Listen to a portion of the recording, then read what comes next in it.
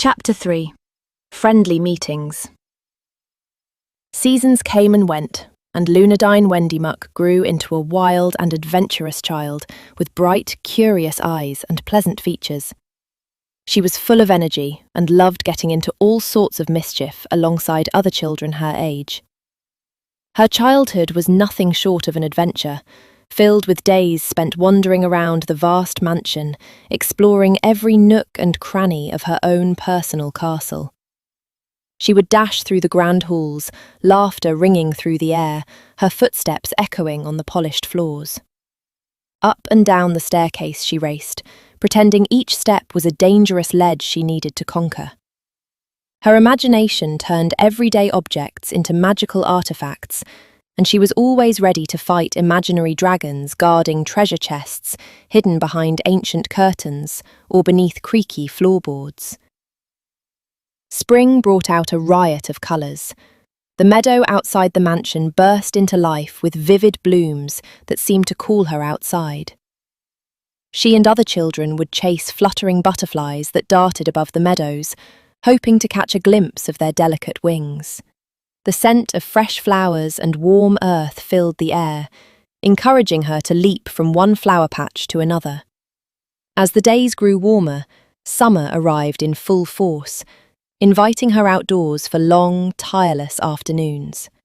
She would climb the tallest trees she could find, balancing on branches and pretending she was floating among the clouds. Often she built forts out of old blankets, sticks and stones, turning shrubs and garden corners into secret hideouts. Climbing and creating gave her a sense of freedom she couldn't get anywhere else. Autumn brought a different kind of magic. The once lush greenery transformed into a sea of golden leaves, drifting lazily from the trees. Luna loved to kick through the piles of fallen leaves as Morgan would rake the yard, watching them swirl into the wind and shimmer in the golden light. The cheerful crunch of dry leaves underfoot became the soundtrack of her outdoor play.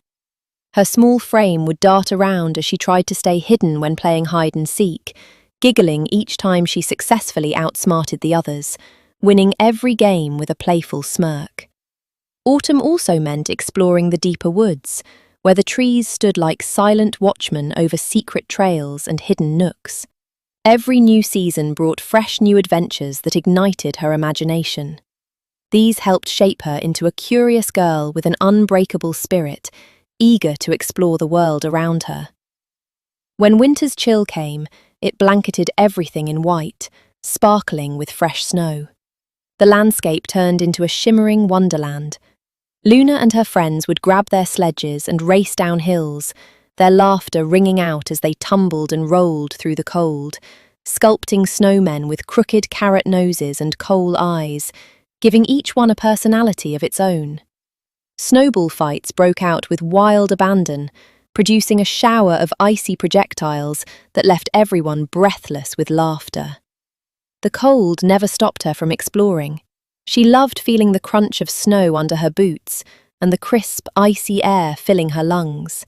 Winter fun also meant using spare pieces of wood or broken branches to make makeshift snow shovels and digging tunnels through snowdrifts.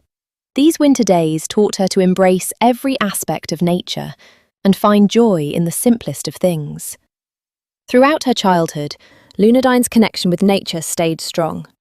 It became a part of who she was, whether she was surrounded by lush meadows, dense woods or snow-covered fields. Her spirit of adventure only grew deeper with each passing year. This bond with the outdoors nurtured her love of freedom. It made her curious about the world, to the point that she would sneak out of her room at night to catch a glimpse of the bright, full moon, which made her feel all the more alive. As she moved into her teen years, these experiences stayed with her, shaping her outlook on life as her fierce desire to explore often got her into difficult scrapes.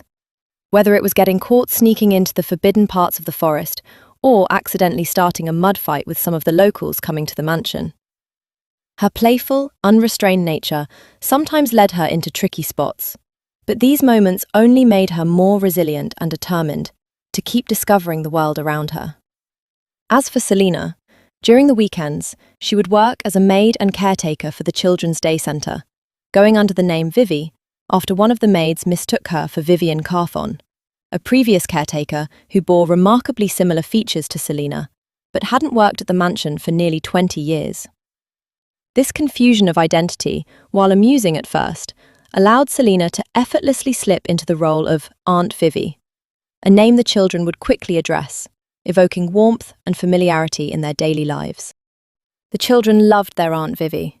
She was sweet, kind, and loving, with an innate ability to connect with them on a level that made them feel safe and cherished. She was strict yet playful, transforming mundane tasks into engaging activities that fostered their creativity and imagination. Each child brought their own story, their own challenges, and Selina embraced them all with open arms. She became like a mother to them all, sewing them clothes with her own hands, tailoring each stitch to fit their dreams and personalities, preparing delightful meals for the children with delicious aromas, and even bringing them small gifts and treats after long work hours at the fish market, where she would often come home all dirty and smelly, her clothes soaked with seawater. But to her, the weariness was a small price to pay for the happiness she brought to their lives. Yes, Selina was indeed a hard-working woman, and while her labour didn't receive much in return, it was her love and dedication that made a lasting impact. The children might not have been hers, but in her heart, they were as close to her as family, as Luna was close to her heart. She was their protector, their confidant, and their greatest supporter when everyone else refused to listen. Deep down, she knew where her heart truly lay. Her place was with the children, a sentiment that provided her with an unwavering sense of purpose. And every Saturday morning, there she would be, sitting in her armchair by the window, looking out over the garden while knitting, her heart swelling with joy as the sunlight streamed through the glass, invigorating her spirit. It was during those precious moments of solitude that she could gather her thoughts and recharge, before her ongoing routine would echo through the hall as the other grown-ups called to her for more chores to be done. When Luna was about 10 years old, the two learned of a new resident coming to the mansion.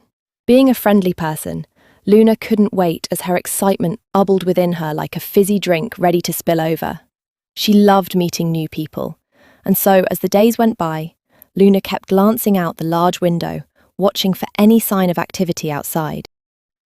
12th of 1st Spring, 1472. On the early morn, as the sun began to rise, casting a golden hue over the property, they finally caught sight of a cart pulling up to the front entrance. Luna's heart raced with excitement as two elderly women came to the facility with a little boy at their side, 4 years younger than she. He had vivid red hair that often looked as if it had been tousled by the wind, and bright, curious green eyes that seemed to sparkle with potential. Luna came down the stairs with Selina as they greeted the family. "Welcome to the Vonderbeer, miladies," Selina announced with a bow. The boy seemed very shy, hiding behind one of the women with silver-brown hair. The woman's name was Lorvina Winkston, and she explained that she had come to live in the mansion with her nephew and caretaker, Miss Anglin, courtesy of her older brother, the Baron himself, after their house burned down a few months earlier. This event had been devastating for them, marked by both loss and upheaval, forcing Lorvina to reassess her circumstances and find refuge with close relatives. Selina was surprised that the Baron had any relations, considering he never spoke about his past or lineage. In fact, he hardly spoke to anyone at all, if it didn't involve business or setting the house straight. His taciturn nature was well known among the mansion's inhabitants, who often speculated on his life before assuming the position of Baron. As she listened, Selina felt a mix of empathy and curiosity, wondering how the tragic fire had affected their lives more broadly. She could only imagine the challenges Lorvina and her family had faced during that time, not just in terms of physical displacement, but also emotional turmoil as they dealt with the memories tied to their former home. "Well, we are all happy to have you here, Miss Winkston," Selina said with a pleasant smile, then glanced over at the little boy whose cheeks turned red, and he slid back behind his aunt's legs. The boy was naturally shy, and almost seemed to carry the weight of the world on his small shoulders. It was evident that in this new environment, crowded with unfamiliar faces and sounds, he felt a bit overwhelmed.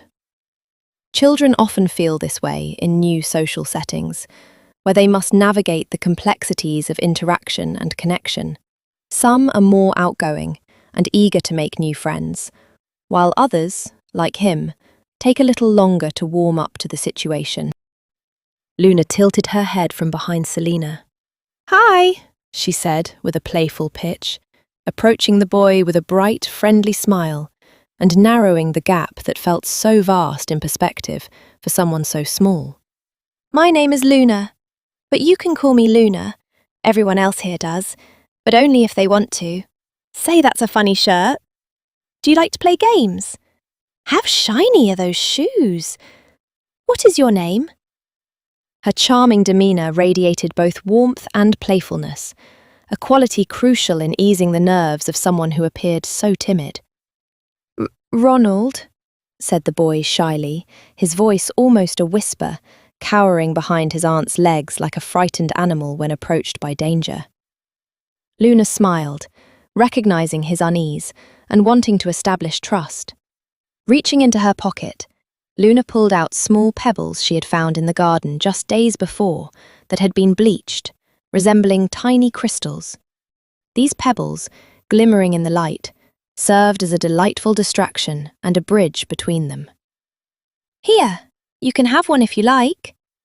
I have plenty in my home chest upstairs. These ones are really pretty, some of my personal favourites." Ronald, mesmerised by their beauty, reached out his small hand and took the largest of the pebbles, hesitating at first, but then letting curiosity take over. His shyness began to diminish as he and Luna sat down on the floor, where she poured out the contents of her pocket, consisting of random objects she had found around the house. These treasures included wooden forks, which might have come from a previous feast, a pocket watch, a selection of colourful cloth, a small jar of dirt, and what looked like a silver plate that had broken off a mirror, glinting tantalisingly in the light. Each item was a tiny story waiting to be told, and through them, Luna invited Ronald into her world. Selina and the aunt chuckled as they observed the two children beginning to bond, their laughter echoing around the room. In that moment, the weight on Ronald's shoulders seemed just a little lighter, and the room was filled with warmth and laughter. As they moved through the mansion, Luna noticed the boy watching the rooms with wide, curious eyes, taking in the ornate chandeliers, the sprawling staircases, and the intricate tapestries that seemed to tell stories of days long gone. She later found out that he had a natural talent for drawing pictures of forests, animals, and strange, fantastical creatures from faraway lands, and he loved coming up with new and wild inventions out of everyday objects. Ron's creative mind was a seed that needed tending. His drawings and ideas often sparked laughter and amazement among the others, but he mostly kept his talents hidden, preferring to spend his time quietly on his own rather than join noisy games or chatter. Luckily, Luna was drawn to his quiet and kind nature, seeing much of herself in those sparkling eyes whenever he talked about his dream of inventing incredible machines or exploring the world for all its riches and wild nature. She was the first person to truly see Ronald for who he was, and to encourage him to never give up on himself, despite the backlash and frustration that came with chasing his dream. From that moment on, the two became inseparable. They would spend hours exploring the mansion from top to bottom, dreaming up adventures and creating stories, even going as far as to find hidden passages and secret doorways that had been built long ago before the Baron took it for his home. During school hours, Luna and Ron found comfort in sharing stories and passing notes in between classes. Luna would sit by the window, her eyes lost in the distant sky, imagining castles and cloud-capped towers in ancient worlds, brave knights, flying dragons, and faraway kingdoms beyond the borders which she had grown accustomed to. She often imagined herself visiting these worlds, riding on the backs of mystical creatures or exploring enchanted forests. Luna would share her daydreams, telling stories, while Ron would sketch her ideas, turning them into pictures and incorporating his own strange gadgets and inventions to bring them to life. Their conversations were endless. They would spend hours creating stories and enjoy quiet moments of play-pretend until late in the night. As time went on, some of the adults began to take notice and found their activities quite strange. Many argued that these stories they were making were just fanciful escapes from reality and just a means to ignore responsibility, saying things like, "Working hard is what keeps food on the table.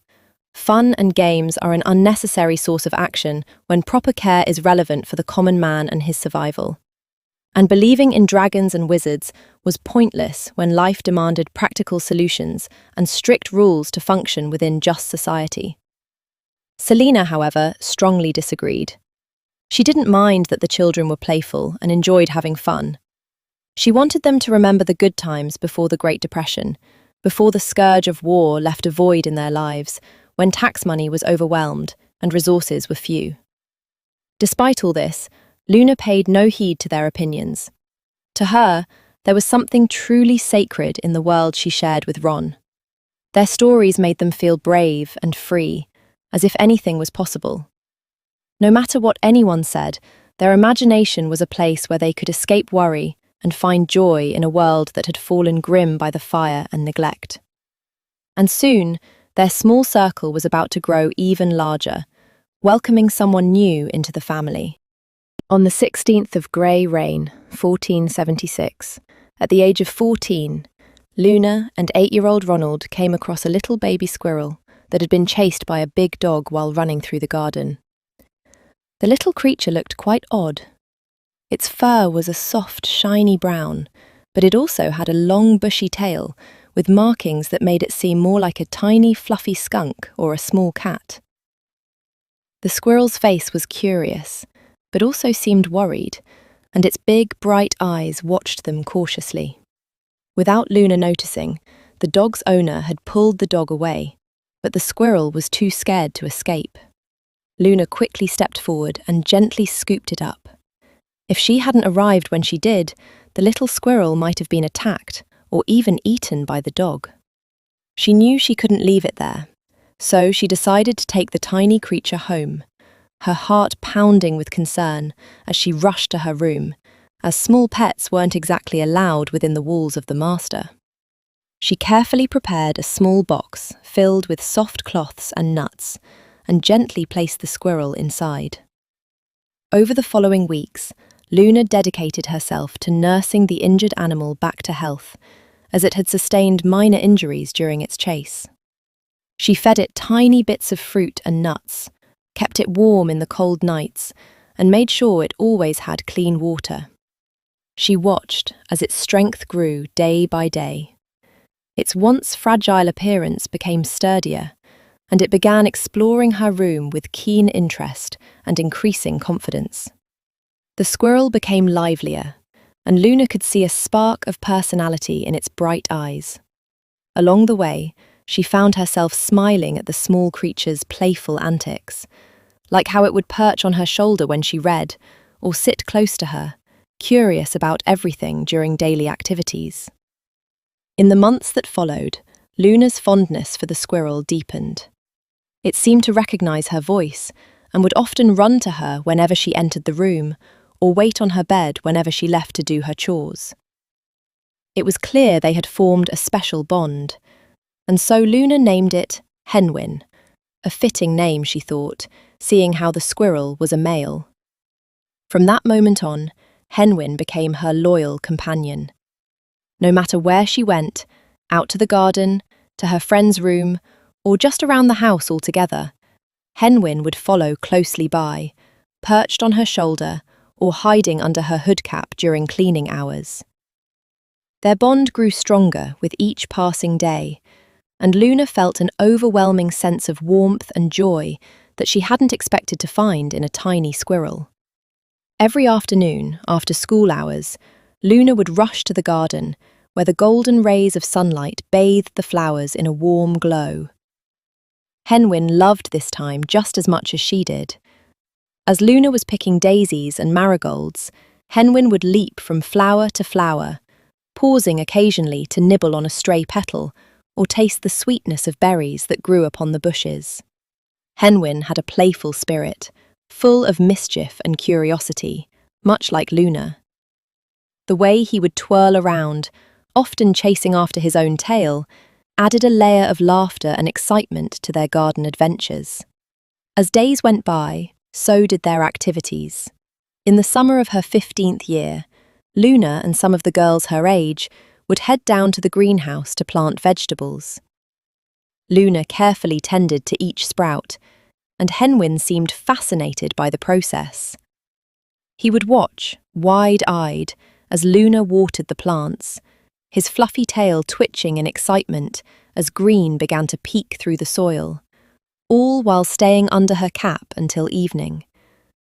Moments like these amplified Luna's appreciation for nature.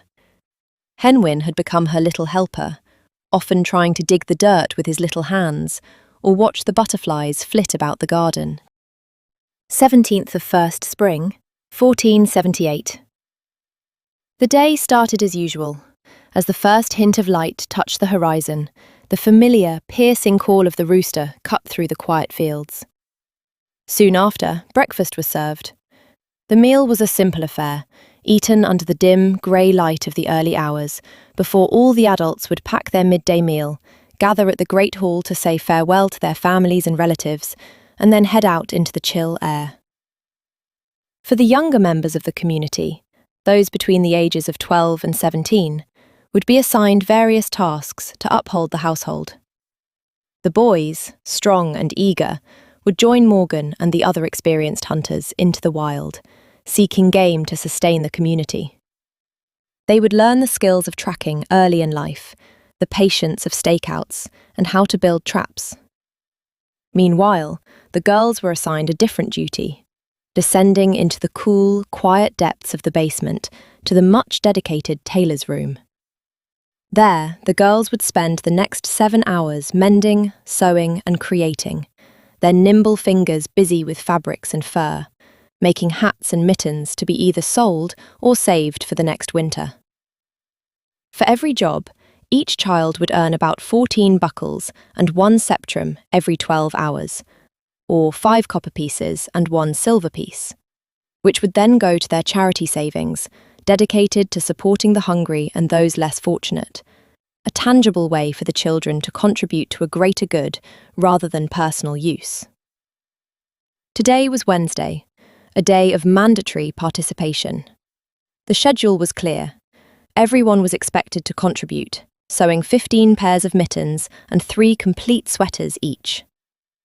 This task would continue without pause until lunch break, signalling a brief respite from their daily duties. The imposing structure that served as their home felt like an icy fortress. The very walls of the basement, where much of their work took place, were cold and damp. They were constructed from solid, unyielding stone and rough, old wood. This combination created a harsh, humid environment. The tiled floors underfoot carried an unpleasant, lingering odour. It truly felt as if one were confined within a prison cell or a grim dungeon, a far cry from a comfortable living space. A roaring fire would occasionally be lit in the far back, its flames striving to push back the pervasive cold and warm the austere surroundings. However, this source of warmth was strictly limited. The Baron enforced a tight control over the use of fuel, allowing the fire to burn for only an hour or so. He was incredibly strict about not wasting precious coal, which was a costly commodity. His approach to heating was so extreme that one might imagine him to be some sort of ice lord. He seemed to favour the biting cold over any semblance of warmth, maintaining each room within the mansion at a low, freezing temperature.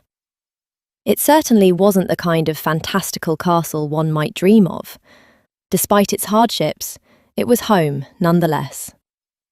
The girls, in particular, were expected to work for 7 solid hours without a break. Mr. Thompson, who was considered a mean, grumpy old man, would walk around the tables, making sure that everyone focused on their work with proper care and no interruptions. "That's it. Excellent work, children.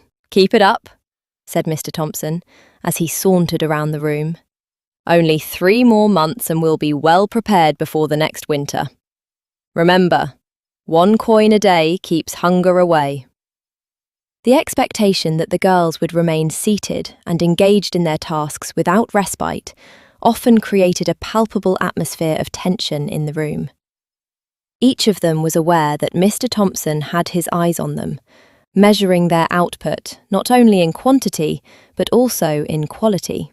His stern disposition had become a significant part of the workplace culture, creating an environment where laughter and light-heartedness were rare and fleeting. It was almost as if he thrived on the pressure he exerted, enforcing a silent, relentless competition within the room to outperform each other, which, in turn, amplified their anxiety levels. "Sir," said a 13-year-old girl, raising her hand, eager to share her progress. "Yes, my dear," he responded. "I'm finished with my mittens." "Nicely done, Felicia," said Mr. Thompson, gloating with pride at his own accomplishment. "A fine sweater here too. Excellent work. You may go on up and help out Miss Sophie in the kitchen. Allow me to escort you. The rest of you keep up the good work.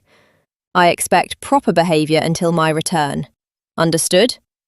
His authoritative tone hung in the air as the girls responded, "Yes, Mr. Thompson."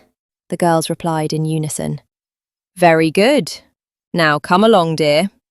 Mr. Thompson followed Felicia out the door, where he met up with the teacher of the Arts and Crafts department. "Excuse me, Mr. Thompson. Sir, may I have a word with you?" the teacher inquired, her voice slightly trembling under the weight of her concern. "Certainly, my dear," replied Mr. Thompson, always ready to lend an ear. "You wouldn't happen to have seen young Mr. Ronald this morning, have you?"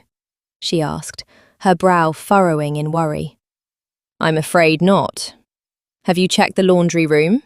he suggested, trying to remain optimistic.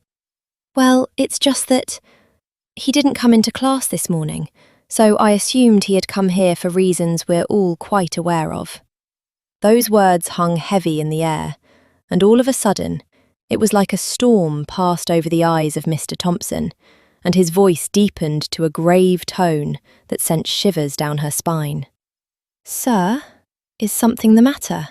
she pressed, sensing the shift in his demeanour. "Do beg my pardon, Mrs. Sunnyvale," he growled, and stormed back into the tailor's room, needing a moment to compose himself before confronting the situation head-on. The doors crashed so hard that the girls were startled, and the room fell silent, as every eye turned toward him with curiosity and apprehension. Taking huge steps, Mr. Thompson marched over to an empty spot, his eyes ignited with intensity. "All right. Where is she?" His deep, growling voice echoed through the space, and the atmosphere thickened with unspoken tension. Everyone's attention was drawn to Mr. Thompson's commanding presence. "Come on, spill it. Who can tell me where she is?" His voice, relatively playful just moments before, had now turned serious, his demeanour cold and demanding, sharp like a knife. He then started roaming the room with an intense glare, looking at each girl as if they were harbouring a crucial piece of information. No one dared to speak, their hearts racing in the silence that followed. They were caught in a web of fear and uncertainty, as they understood that this was about more than just a missing name. It was something that happened quite frequently. "Very well," he said finally, his voice laced with authority. "The one who does not answer me now shall be grounded with a whole 2 months' work till the next year." It was a hyperbolic threat meant to shake them from their silence. He suddenly stopped in front of one of the girls, whose look justified both fear and confusion, a reflection of the collective thoughts swirling around. "So, if there aren't any objections, I will not ask again." He leaned into the girl's face and growled, thickening the tension. "Where is Lunadyne Wendymuck?"